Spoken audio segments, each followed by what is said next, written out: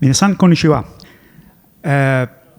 Let me thank you, the organization, for having invited me at this wonderful conference. But above all, let me thank all of you for having chosen to attend this session and in particular this talk that is about an often underrated topic, law and policy of cybersecurity. My name is Andrea Monti. I'm an adjunct professor at Sapienza University of Rome, where I teach cybersecurity, digital identity, and privacy. And as a lawyer, I was involved into the Italian hacking community since day one. And as you can see, I've written a number of books about the topics. But in relationship to this conference, maybe the most important one is Spaghetti Hacker. So far, the only history of Italian hacking community, of which I was an active part before becoming a lawyer. And this gave me the possibility to start my practice defending what now are called computer criminals, but back in the days were only smart kids that didn't like to have closed door. So this is the agenda. In cybersecurity, as we will see, is a word that has many meaning, and but it shares in its various shapes, in its various form, an important common trait. Cybersecurity is essentially, at least in the West, in the Western countries, is essentially a matter of the private business. As much as governments try to keep up with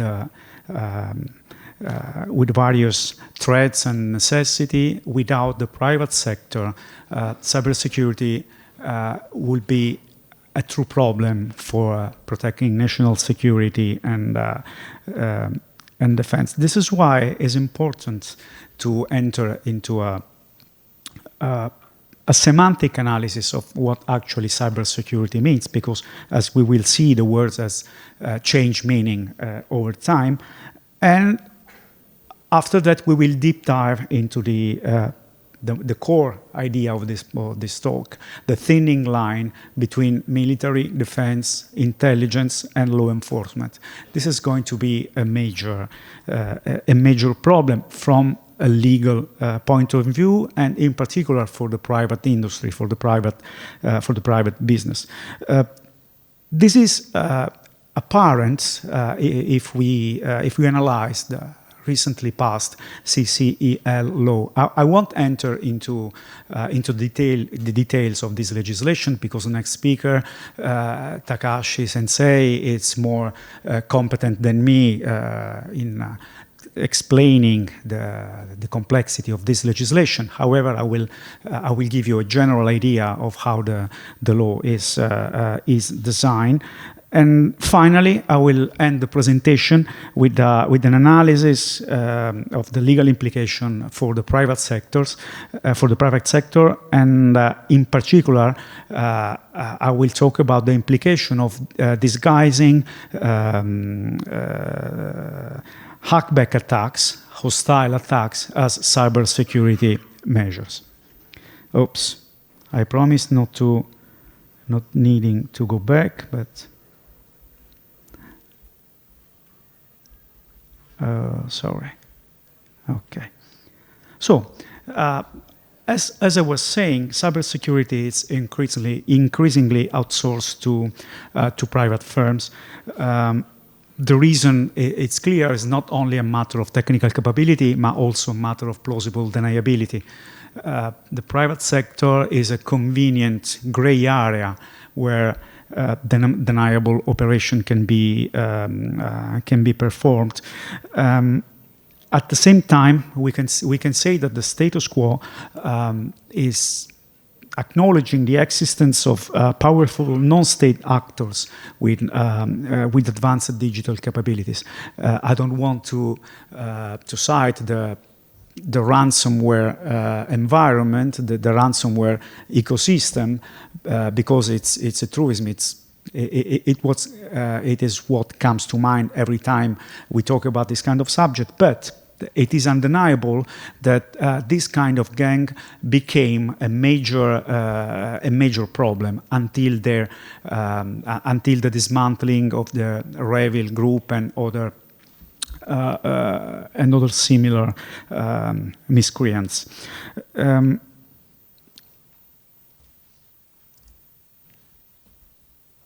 The true problem we are facing right now is that traditionally the state has the monopoly on force, be that with weapon, with law enforcement, with the defense. Citizen wasn't allowed to develop a firing power, let's call it that way, that was able to compete with the strength and with the power of a state. This technology, in this regard, acted as an equalizer. So if it's true that when it comes to physical weapon, still it's challenging for a private group to turn into a fully operational militia. When it comes to cybersecurity or to information warfare, call it whatever you like, it is possible to exploit, as you all know, a series of technology that equalize the scale between public and underground or troublemakers.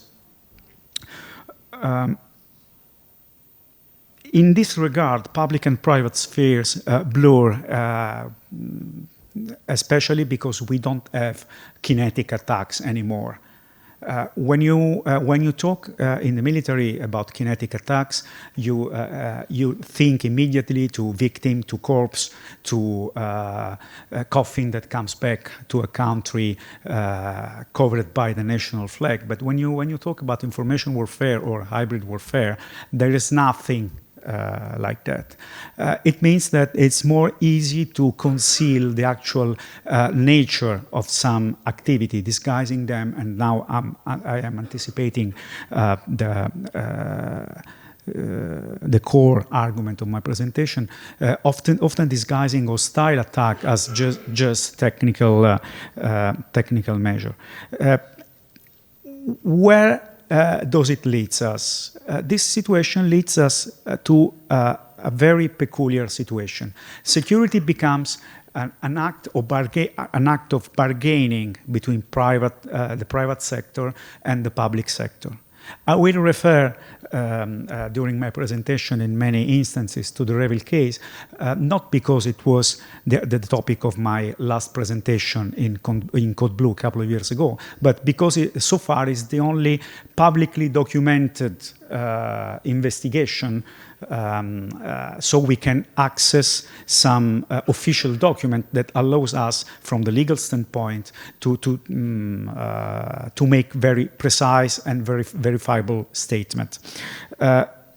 Anyway, in the Revil investigation, a big alliance between the FBI, the NSA, the military, the private sector allowed the dismantling through an action of hacking back of this network. The point is, was it legal? Let's put this question aside for a while and move on. As I said, cybersecurity changed meaning over time, and the point is that terminology shapes perception. And perception shapes political legitimacy of a certain choice. Over time, cybersecurity has mainly been framed as defensive, neutral, and a mere technical matter. At the end of the day, we're just playing with our computer. This is the indictment, or let's say the doom, the destiny of cybersecurity experts. People outside the circle look at this world like, oh well, you're playing your video games, do your games, and we care about the serious matter, especially in the private sector that is not involved into the cyber security business. But if you change the word and you label the very same activity with the word cyber warfare, then immediately the meaning starts changing. The reality change shapes and lead us to think to intent, aggression, geopolitical stakes and troubles. And states all around the EU and also in the US are exploiting this linguistic ambiguity to override some challenging legal problem that we will see in a moment. Not only Japan, but also other countries. Italy 2 years ago did the same, justify offensive cybersecurity operation as defensive reactive action. Well, it's a well-known fact if you do some combat sport that action beats reaction. So where is the point? Where is the problem in enforcing the same principle to cybersecurity? If I know that somebody is attacking me, where is the point in taking the blow when I can strike him first? It works in boxing. It works in martial arts. It works in the military, but it doesn't work in the legal and in the law enforcement world. So using hacking back as a policy tool, as a tool to enforce foreign policy, it's a very delicate choice because you need to maintain plausible deniability concerning the tools, the people involved, and the result achieved. A major criminal investigation in Italy that dismantled the EncroChat secure messaging system that was widely used by gang lords all over the world was run by the French and Dutch police. And in particular, the French resort to the Secret Service for their activity. They essentially hacked into the main server of EncroChat, deploying a fake update that led to the injection of Trojan horses into the device. But they did it using an article of the Criminal Procedural Code, French Procedural Code, that it's called Secret Défense Nationale. This article allows the law enforcement, the public prosecutor, to cooperate with the secret services without giving evidence of the techniques and of the methods that have been used for the investigation. As you know, in a criminal trial, a basic rights of the defendant is to know everything about the investigation. But in this case, this provision of the French Criminal Code, Criminal Procedural Code, allowed to keep away very important technical information about how the investigation have been performed. So the need of maintaining plausible deniability is not only linked to resorting to the private sector, but also to exploiting all the legal gray area that the legal system allows to have some kind of activity, some kind of techniques not clearly included into the doc of the trial.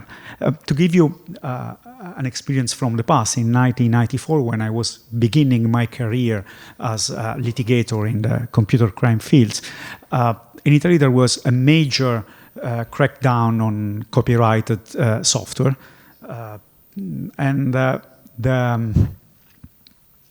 the police, the law enforcement agency, was very keen into explaining to the public prosecutor how they was able to wiretap modems Back in the days, we in the hacking community, we believed that that it was impossible to wiretap a modem. But when we read the news into the investigation, into the public prosecutor file, all of a sudden we understood that something changed. There was no need to put all this information into the investigation file, and in this way, involuntarily, the police led, the Guardia di Finanza, tax police, made spreading this kind of activity. This happened more than 30 years ago, but the problem, as the EncroChat investigation shows, it's still the same. When you move from intelligence, from the defense into the law enforcement fields, you need to be very careful which kind of information you need to disclose, because one way or another, a lawyer will discover it.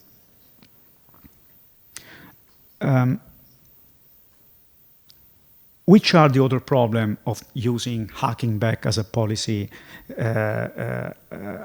tool? The main problem, the most serious problem, is the problem of attribution. Let's face it, we all know, as a matter of fact, that a relevant quantity of attacks come from state-sponsored actors, if not by state-hostile, state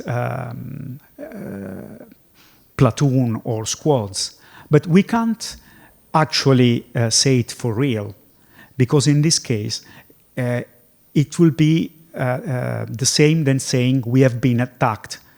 We have been victim of an act of war, because there is no difference between sending a rocket or having a carpet bombing or taking down an energy plant or a transport infrastructure. They are all acts of war if they are performed by a state or under the mandate of the state. This is why the attribution problem is the most delicate issue to handle, because if we positively say in public, country XYZ was behind this attack, then the only option is to escalate. And nobody actually wants to do this. But the implication of this will be apparent in a few moments. As I said, kinetic and IT attacks shares the same goal: disruption, destabilization, and coercion. But the difference is that resorting to hacking-based attacks doesn't lead a country into facing major public relation problem, as I said, with corpse coming back in coffin and so on.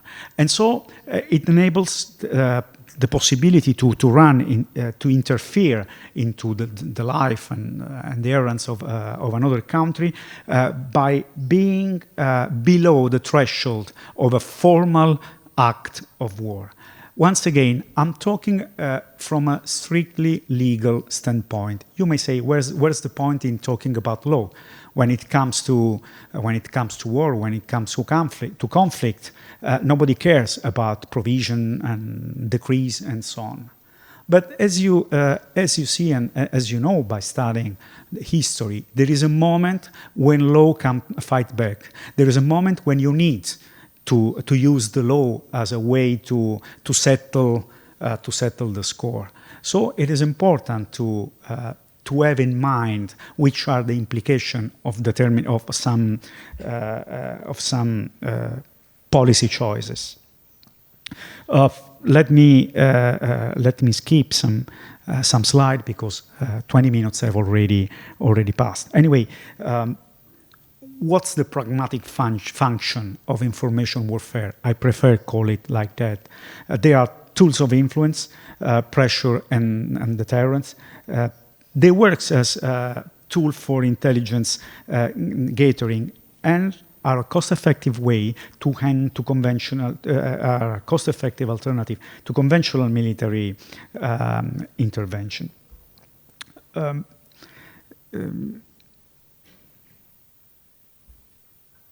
This kind of activity, as you may see and as you may guess, shares some similarities with ordinary crimes.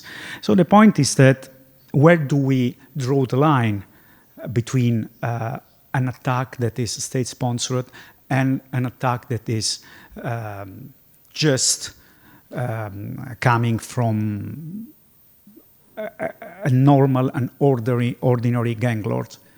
That's this is very complicated to tell the difference. For instance, maybe you can guess that some state may turn a blind eye or maybe both eyes if some kind of cyber criminal just target victims outside a specific country. So they are not technically speaking state-sponsored, but they enjoy some leverage by knowing that they will not be investigated within their country.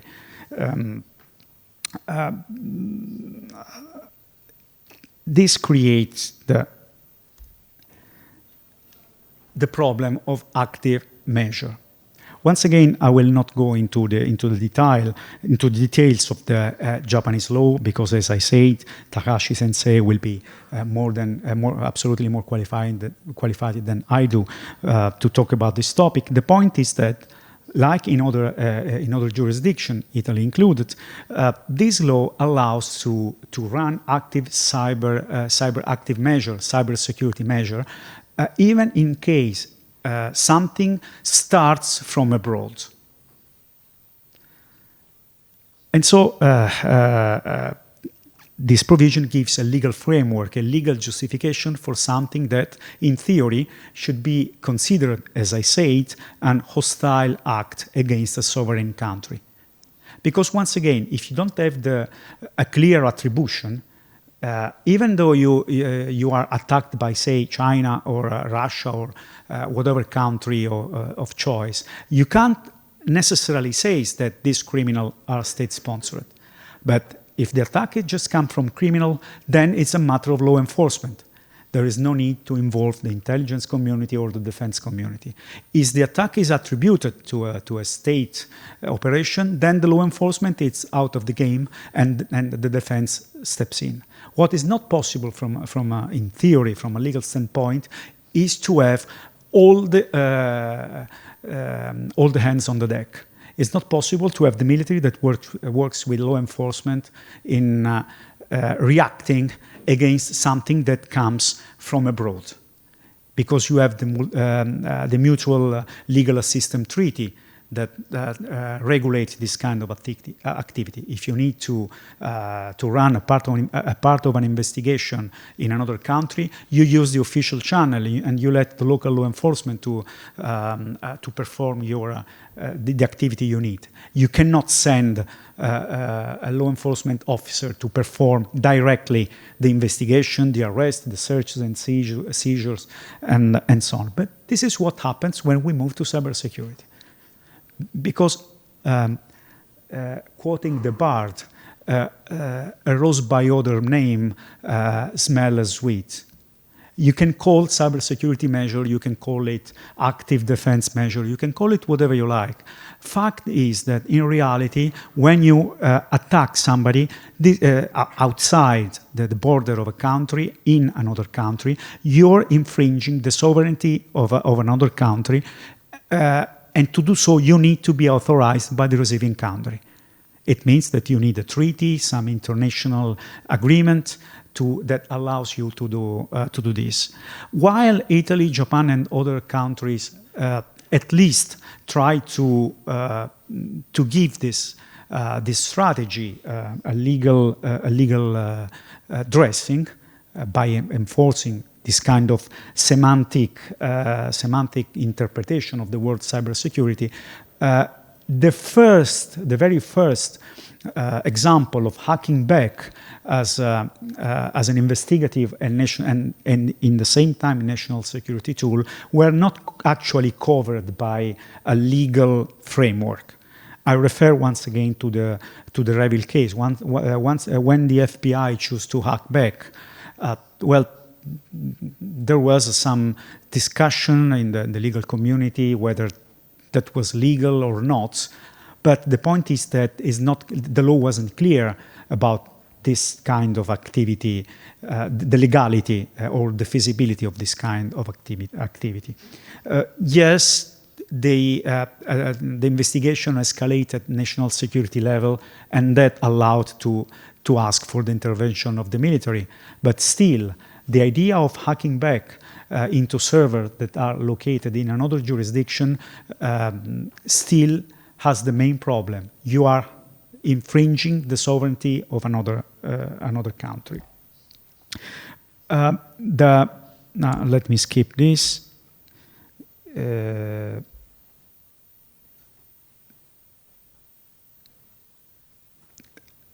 From the policy side, the CCEL should be read in conjunction with the recent statement from the Japanese Prime Minister that announced restructuring of the intelligence services in Japan. Currently, the intelligence services are under the Ministry of Justice, and the project is to move the intelligence service under the governance of the Prime Minister cabinet, allowing the Prime Minister to be on par of the other cabinet in the world, because, as you know, the intelligence structure, the intelligence apparatus is a direct responsibility of the Prime Minister in many countries. This shift carries a lot of significance because if you read it together with the CCEL, you understand that now Japan is trying to override the limitation of Article 9 of its constitution that prevent the possibility to have an offensive structure and to conduct operation outside the national border. So what is happening right now, that the different geopolitics scenario needs some change in the policy in the Far East. And this is what's happening right now. Even though Article 9 is still there, and we don't know for how long, the job of the legal expert is exactly to try to interpret the provision in a way to change their meaning. So, as I said, don't disregard the contribution of the legal doctrine also in the cybersecurity fields, because this new narrative, this different narrative, allows to maintain a defensive narrative while actually performing attacks, and shows how the legal reframing allows to avoid escalation of the international relationship beyond the threshold where stepping back is not possible anymore. I discussed at length this interpretation of the law with Matsumura Sensei, that is an international national security expert at St. Andrews University in Cope, and we were debating about the actual meaning of this active cybersecurity measure in contrast to the idea of defensive measure. But we agreed upon the fact that actually the border between the line between the two concepts is very thin. It's clear in theory, but it's actually very thin in reality. Japan's case gives a glimpse on the future. we are facing a global trend. Cybersecurity has already become a tool to project state power. It's not only a matter of technicalities.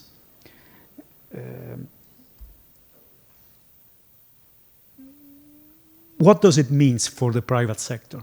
This leads us into the final part of this presentation. Not only the Japanese law, but the global trend, as I said, is to involve the private sector into into offensive and active cybersecurity. As you know, the military and law enforcement enjoy some sort of immunity for the activity they do. This is not true for the private sector.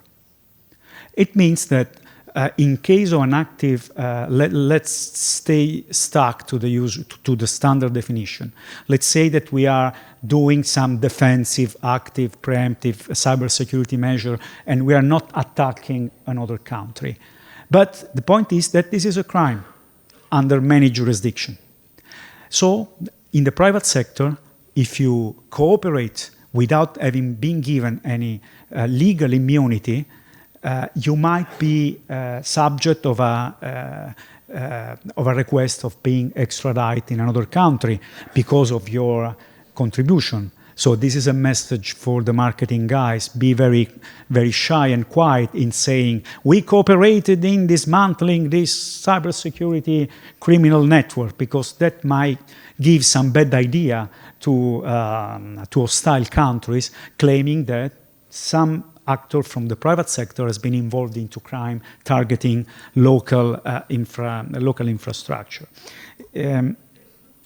A company should also be aware that now incident response decisions have strategic implication. So before running a hacking back activity as part of a private cybersecurity policy, one should be very aware of which implication comes from a specific choice in attacking or not a specific network infrastructure. The forensic side of the business is also important. You need to justify your choice, and to avoid to be challenged as a potential criminal, you need to provide evidence that what you did was legitimate. It means that when you're working into this kind of mindset, you cannot set aside all the usual forensics approach in keeping sound evidence of your choice and of your activity. Another thing that the private sector should expect is a growth of state requests. Because as I said, especially in those countries where the public cybersecurity apparatus is not that developed, it's inevitable that the private sector will be asked to step in. And you have to be ready to cooperate in a safe way for your company. Because if from this, remember, unless a specific provision gives you immunity, you are not covered by the action you do, at least by the action you do, and that can be attributed to your company. So essentially, all this talk, and I'm going to finish, ends up into this problem, the problem of accountability.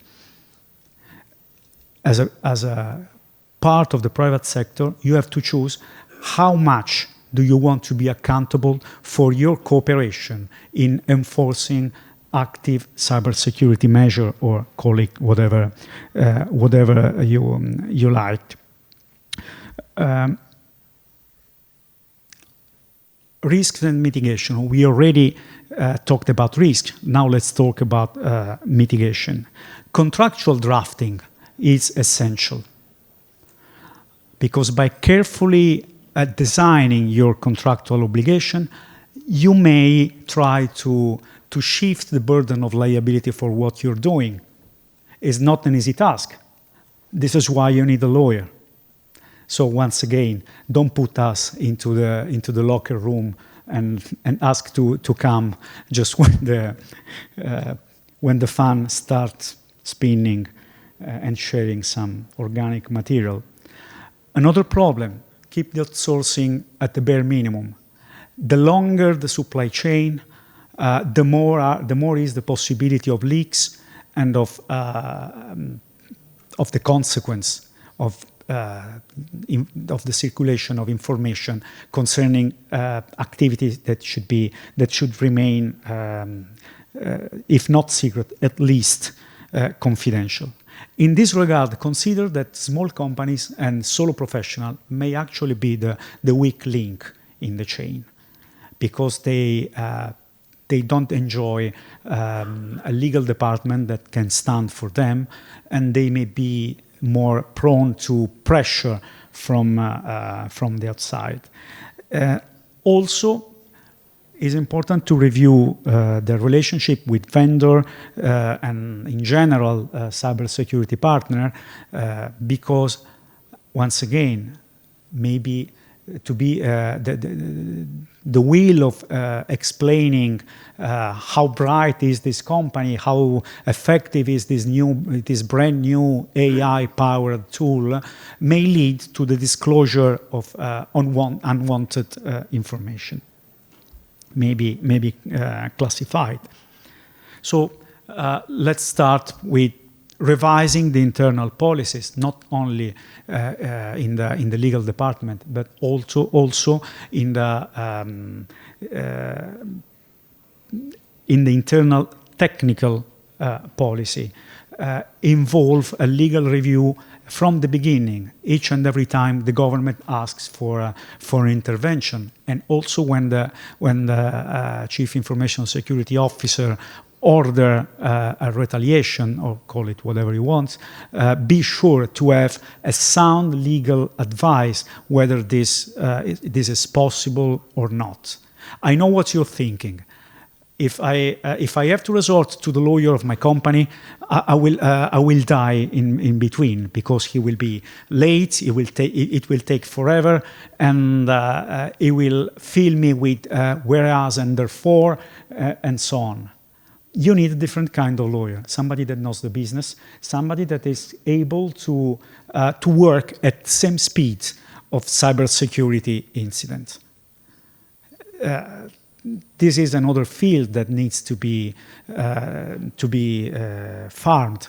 I can say from my experience in university that there are a lot of young students that will probably be fit for this kind of needs, because they are fast, they are tough as a nail, and they are passionate about bringing together technology and law. So I think that as company at large, we should invest into the education of this new category of legal advisor, because they are instrumental to an effective, to the achievement of an effective cybersecurity. Other possible mitigation include the active cybersecurity measure into the usual incident management process, so that you can be sure to have a coherent system of reporting, a coherent chain of command. But it is also important to keep the forensic part of the story at the bare minimum. By all means, do not save more information that is strictly needed to avoid or to limit your potential involvement in problem arising from the performance of cybersecurity measure. The most challenging of the possible mitigation is training the senior management. Senior management, as you know, often disregards cybersecurity as a pure technical matter, doesn't want to be involved. But in the European, this is why the European Union passed the national critical infrastructure directive that gives a specific liability to CEOs and to people that are high in the chain in command for the infringing of the cybersecurity measure duty. Maybe this could be a good incentive for the senior management to try to understand what cybersecurity is all about. And finally, mind the outcomes of the shadow broker effect. You're all familiar with this massive leak of exploit and security-related software because it may exploit your company vulnerability, leading to maybe class action or the discovery of your involvement into governmental cooperation that should remain obviously confidential.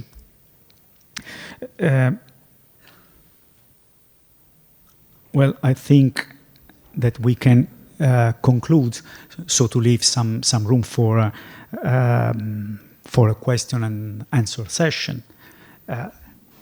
In a nutshell, what we say today, we say that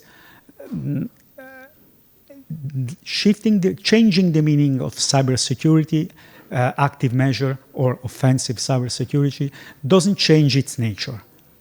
Its nature remains the one that of a crime or of an hostile attack. This rewarding, this reframing of the concept is useful for a public policy and political tool, but doesn't cover the private sector, doesn't prevent the private sector from being accused of having committed some crime. This is why it's important that the private sector, of course, cooperating with the state and law enforcement agency, but really understand how to handle this cooperation without being the one with a barrel on its shoulder. Thank you. This is my website where you can find all the articles and things I write for geopolitical magazines and scientific magazine like the MIT Technology Review, the Italian edition. And this is my LinkedIn profile address. Thank you for your attention.